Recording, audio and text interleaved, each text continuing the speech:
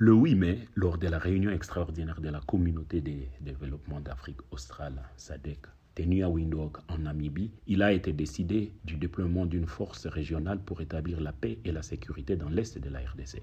Cette mesure résulte d'une tournée entamée par le président congolais Félix Tshisekedi après l'échec du sommet de la Communauté d'Afrique de l'Est, EAC, tenu à Bujumbura le 6 février.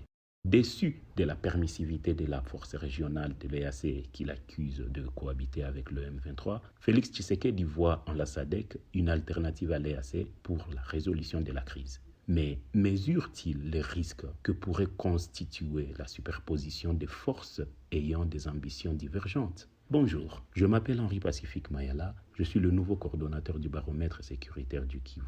Vous écoutez le 19e épisode de la saison 3 de Ponajek, la capsule audio de Bouteli et du groupe d'études sur le Congo de l'Université de New York qui résume et analyse chaque semaine un sujet de l'actualité congolaise. Nous sommes le vendredi 19 mai 2023.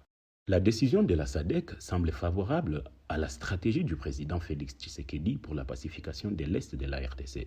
Elle promet l'emploi de la force contre les M23. Mais elle intervient peu après qu'une série d'approches similaires a été initiée sans beaucoup de succès. 4 forces armées étrangères sont déjà présentes sur le sol congolais dans le cadre de la force régionale de l'EAC, celles du Kenya, de l'Ouganda, du Soudan du Sud et du Burundi, en plus de la MONUSCO et des instructeurs militaires. Cependant, tous ces efforts de restauration de la paix et de la sécurité dans l'est du pays demeurent inefficaces.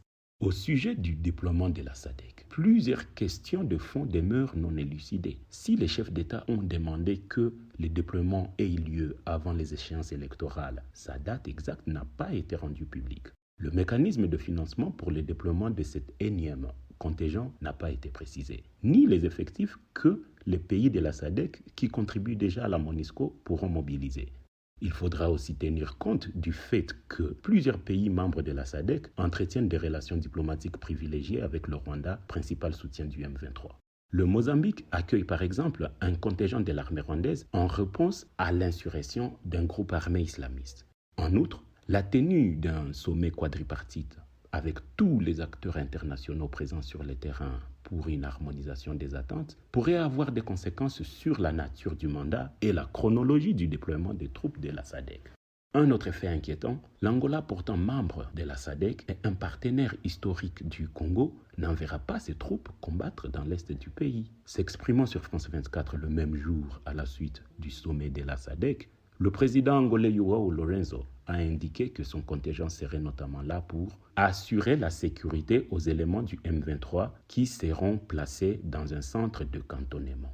Sur le terrain, loin de la Namibie et de la République de la Gombe, le M23, en cédant des localités récemment conquises aux FARDC, y installe et arme des poches de résistance auxquelles s'attaquent depuis un temps les forces d'autodéfense, causant mort des civils malgré la présence de la force régionale de l'EAC.